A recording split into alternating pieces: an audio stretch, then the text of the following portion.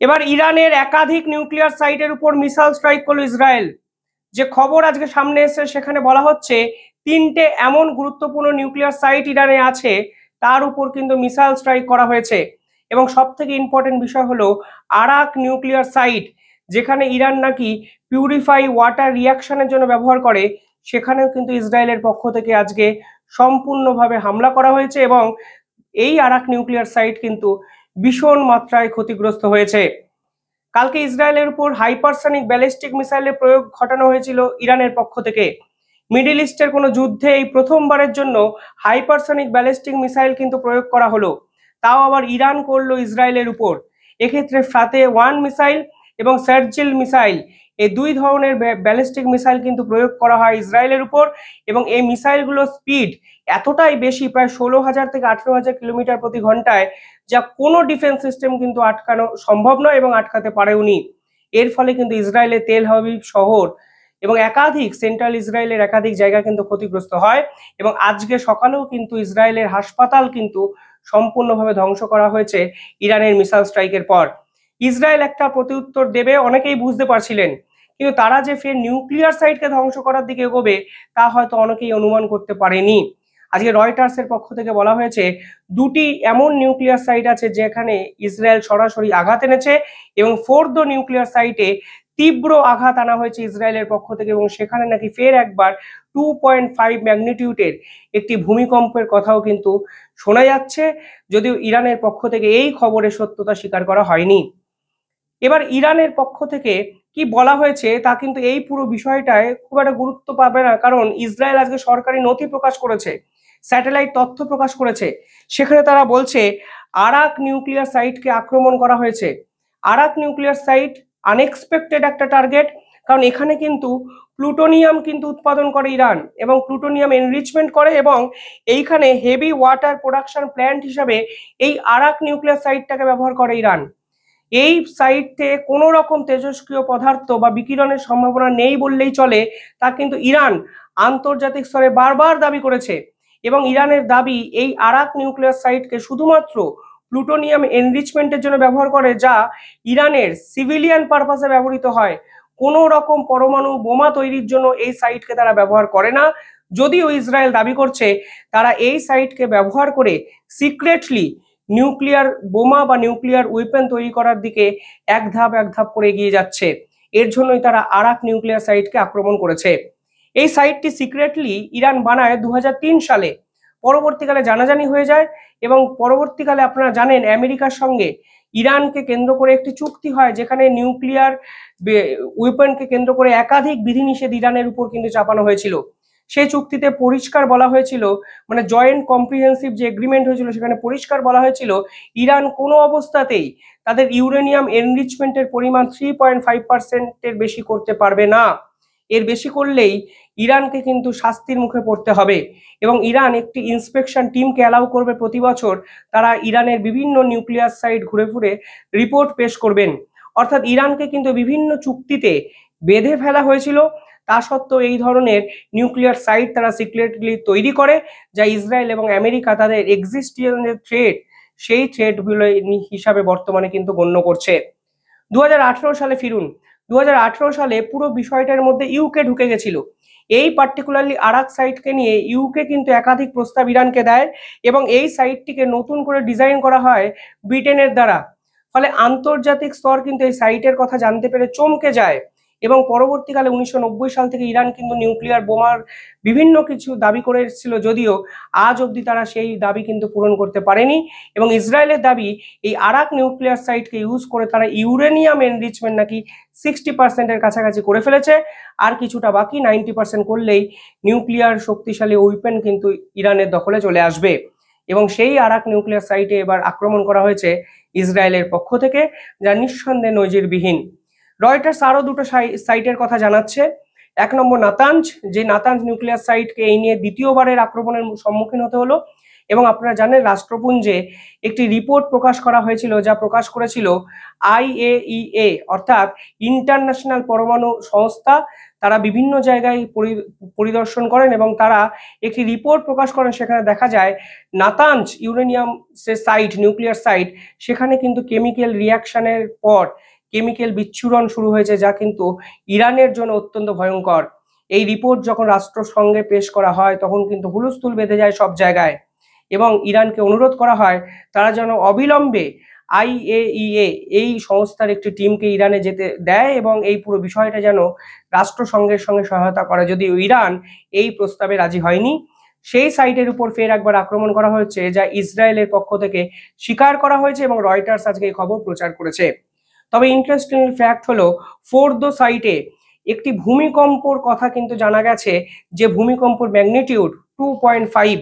এবং কেন হঠাৎ করে ফোর্দো সাইট ফের একবার কেঁপে উঠলো তা একটু বিস্তারিতভাবে আপনাদের আমি বলতে চাই।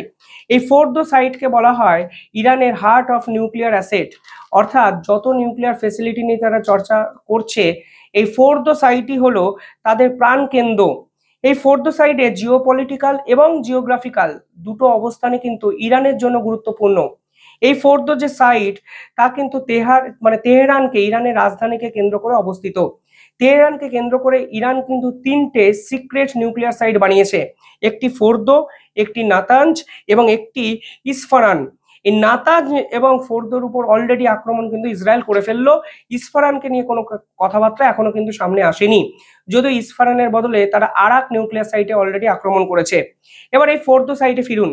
তেহরান থেকে 100 কিলোমিটারের মধ্যে কোম নামক একটি শহর আছে, যেখানে কিন্তু ট্যাক্টফুলি ইরান এই সাইটটিকে তৈরি করে, কারণ এই সাইটটি একটি পাহাড়ি অঞ্চলে অবস্থিত এবং কোম হলো জনবসতিপূর্ণ একটি এলাকা।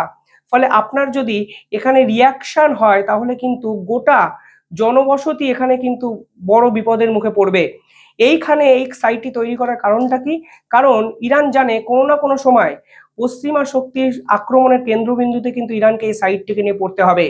তখন কিন্তু এই জনবসতিকেই সামনে রেখে তারা বাঁচার চেষ্টা করবে এবং বলবে যদি ফোর্দো সাইটে তোমরা আক্রমণ করো এবং ফোর্দো থেকে যদি কোনোভাবে নিউক্লিয়ার রেডিয়েশন স্প্রেড আউট হয় তাহলে কিন্তু বিশাল সংখ্যক মানুষ কিন্তু বিপদের সম্মুখীন হবে। ফলে এই সাইটটিকে তোমরা আক্রমণ করো না, ছেড়ে দাও। এই সাইটটির যদি সিকিউরিটি পারপাস দেখেন, আমি ছবি কিছু দেখাবো, দেখবেন ইরান কতটা বুদ্ধি করে এই সাইটটিকে আড়াল করে রেখেছিল এতদিন। ইসরায়েল কিন্তু আন্তর্জাতিক স্তরে সেই সাইটটির কথা এক্সপোজ করে দেয় এবং সেই সাইটটিকে কিন্তু আক্রমণের কেন্দ্রবিন্দুতে নিয়ে আসে। এই ফোর্দো সাইট যদি দেখেন তাহলে দেখবেন এটি আন্ডারগ্রাউন্ড লোকেশনে কিন্তু তৈরি হয়েছে এবং ইরানের হাই কোয়ালিটি ইউরেনিয়াম এনরিচমেন্ট কিন্তু এই ফোর্দো সাইটে হয়। হাই কোয়ালিটি ইউরেনিয়াম এনরিচমেন্ট মানে বুঝতে পারছেন কতটা গুরুত্বপূর্ণ এই সাইট, যা ইরান লুকিয়ে লুকিয়ে লুকিয়ে লুকিয়ে এতদিন করছিল নিউক্লিয়ার শক্তিকে বানানোর জন্য। কোম সিটুতে এটি অবস্থান করছে এবং আরো ইম্পর্টেন্ট বিষয় হলো এটি এমন একটা জায়গায় অবস্থান করছে যা কার্যত আনরিচেবল একটি জায়গা, মাটি থেকে 80 থেকে 90 মিটার নিচে। ফলে আপনি খুব সহজেই এখানে কিন্তু পৌঁছে যেতে পারবেন না, তা কিন্তু ইম্পর্টেন্ট একটা বিষয়। এখানে যে রিপোর্ট সামনে এসেছে সেখানে দেখা যাচ্ছে 1 থেকে 2 টন TNT এর উপর ফেলা হয়েছে এবং এই TNT ফেলার পর এখানে একটু ভূমিকম্প তৈরি হয়েছে, যা ভূমিকম্প নিয়ে ইরান সরকারি বিবৃতি দিয়েছে। আরো ইন্টারেস্টিং বিষয় হলো যে ভূমিকম্পের হদিশ পাওয়া গেছে তা কিন্তু ম্যান মেড ভূমিকম্প, কোনো টেকটনিক প্লেটের মুভমেন্টের জন্য প্রাকৃতিক উপায়ে ভূমিকম্প কিন্তু তৈরি হয়নি, যা ইরানের ভূমিকম্প দপ্তর সরাসরি স্বীকার করেছে। আপনারা জানেন নর্থ কোরিয়া যখন নিউক্লিয়ার টেস্টিং করেছে তখনও কিন্তু তাদের দেশে ওই পার্টিকুলার জায়গায় একটি ভূমিকম্প অনুভূত হয়, যার ম্যাগনিটিউড ছিল 4 থেকে 6। সিমিলার জিনিস কিন্তু আজকে ইরানে হয়েছে, যেখানে বলা হচ্ছে ম্যান মেড মিলিটারি ডিটোনেশনের ফলে এই ধরনের ভূমিকম্প হয়েছে। মাটির তলায় প্রবল প্রেসার ক্রিয়েট করা হয়েছে এবং ফোর্দো সাইটে কোনো না কোনোভাবে আঘাত করা হয়েছে এবং ফোর্দো সাইট কিন্তু বিপদের সম্মুখীন হয়েছে। আজকে এই রিপোর্ট কিন্তু সামনে এসছে। তেহরানের কোম শহরে এই ফোর্দো সাইট অবস্থিত, 100 কিলোমিটার দূরে তেহরান থেকে, জনবসতিপূর্ণ একটা এলাকা। 2004 থেকে 2009 এই 5 বছরে লুকিয়ে লুকিয়ে এই ফোর্দো সাইট কিন্তু তৈরি করে ইরান। পরবর্তীকালে জানা যায় এই সাইটকে কেন্দ্র করে 5500 স্কোয়ার কিলোমিটার সাপোর্টিভ একাধিক বিল্ডিং তৈরি করা হয়েছে, অর্থাৎ অত্যন্ত সিক্রেটলি এটাকে ঘিরে রাখা হয়েছে। এখানে একটি টানেল দেখা যায় এবং ওই একটা টানেলেই এন্ট্রি এবং এক্সিট এই দুটো কিন্তু কন্ট্রোল করে ইরান সরকার। একাধিক চেক পয়েন্ট আছে এবং এই ফোর্দো সাইটে সেন্ট্রিফিউজ যা কিন্তু মাটির নিচে যেই সেন্ট্রিফিউজের উপর আক্রমণ করা হয়েছে ইসরায়েলের পক্ষ থেকে, এবং দুটি সেন্ট্রিফিউজকে কিন্তু আক্রমণের কেন্দ্রবিন্দুতে নিয়ে আসা হয়েছে। এবং এই পার্টিকুলার ইরানের নিউক্লিয়ার সাইটকে কেন্দ্র করে একাধিক গার্ড টাওয়ারও দেখতে পাওয়া যায়, যা তারা কালকে স্বীকার করেছেন যে ফোর্দো সাইট আক্রমণের কেন্দ্রবিন্দুতে তারা পড়েছেন। এই সাইটকে কেন্দ্র করে ইরান কিন্তু মাল্টি লেয়ার্ড ডিফেন্স সিস্টেমকে ইনস্টল করেছে। এমনকি রাশিয়ান S-300 ডিফেন্স সিস্টেমও কিন্তু এই ফোর্দো সাইটেই অ্যাক্টিভেট করা হয়েছে। কিন্তু কোনো ডিফেন্স সিস্টেমই কাজ করবে না, আপনারা জানেন, যদি হাইপারসনিক বা ব্যালিস্টিক মিসাইল প্রয়োগ করা হয়। কোনো ডিফেন্স সিস্টেমেরই ক্ষমতা নেই 5000 কিলোমিটার বেগে একটি মিসাইলকে ইন্টারসেপ্ট করতে পারবে। অর্থাৎ সব মিলিয়ে একাধিক নিউক্লিয়ার ফেসিলিটির উপর ইসরায়েল ফের একবার অ্যাটাক করলো, এবং আস্তে আস্তে পুরো বিষয়টা না মানে ইরানেরও মেরুদণ্ড ভেঙে দেওয়ার দিকে চলে যাচ্ছে পুরো বিষয়টা। বারংবার নিউক্লিয়ার সাইটের উপরে অ্যাটাক করছেন এবং আপনি বুঝিয়ে দিচ্ছেন আপনার গোলটা ক্লিয়ার। নয় নিউক্লিয়ার এনরিচমেন্ট তুমি বন্ধ করো, ইউরেনিয়াম এনরিচমেন্ট থামাও, প্লুটোনিয়াম এনরিচমেন্ট কমাও, নয় যুদ্ধে আমাদের সঙ্গে সরাসরি আসো। এবং এই যুদ্ধে যদি আসো, তোমার পাশে কেউ নেই। কারণ চীনের কালকে একটি রিপোর্ট এসেছে যেখানে দেখা যাচ্ছে একাধিক নাগরিককে চীনও কিন্তু নিজেদের দেশে ফিরিয়ে এনেছে। অর্থাৎ প্রকাশ্যে ইরানের পাশে কেউ দাঁড়াবে বলে এই মুহূর্তে ইরানও হয়তো এক্সপেক্ট করছে না। ফলে এই ফুল ফেজ ওয়ার অন্য মাত্রায় চলে গেল, যেখানে হাসপাতালের উপর ব্যালিস্টিক মিসাইল প্রয়োগ, বদলা হিসাবে ইসরায়েল নিউক্লিয়ার সাইটে আক্রমণ, এবং আরাক নিউক্লিয়ার সাইটে আক্রমণ করাতে এটা পরিষ্কার হয়ে যায় কোনো রকম নরম মনোভাব আপাতত ইসরায়েলের পক্ষ থেকে আসছে না। এবং বুঝিয়ে দেওয়া হচ্ছে নয় বন্ধ করো, নয় লড়াই করো, শেষ অবধি যা হওয়ার হবে দেখে নেব। পরিস্থিতি নিঃসন্দেহে ভয়ঙ্কর, ভয়াবহ। এই খবর হয়তো আপনারা শুনছেন, আপনারা হয়তো কোনো না কোনো পক্ষকে সাপোর্ট করছেন, কিন্তু আন্তর্জাতিক ক্ষেত্রে কিন্তু এর প্রভাব পড়বেই। ইরান কিন্তু এই পৃথিবীর যত অয়েল ট্রেড হয় তার অন্যতম বড় একটি পার্টনার দেশ, এবং ইসরায়েলের সঙ্গেও কিন্তু একাধিক দেশের বিভিন্ন চুক্তি আছে।